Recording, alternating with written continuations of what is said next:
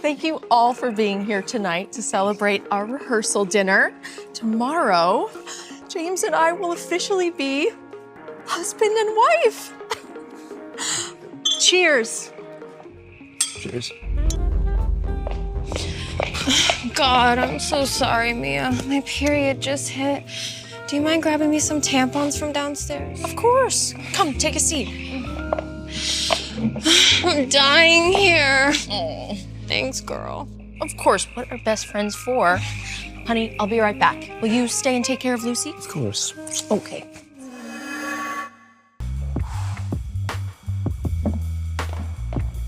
So, James, how was my acting?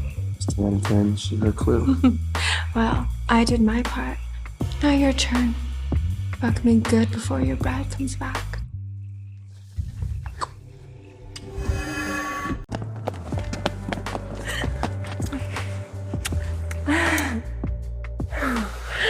You just can't get your hands off me, James. You know, it's not too late to dump me and marry me.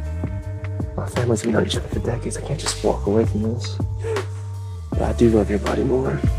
After marrying Mia, I still keep fucking you. Naughty boy, James.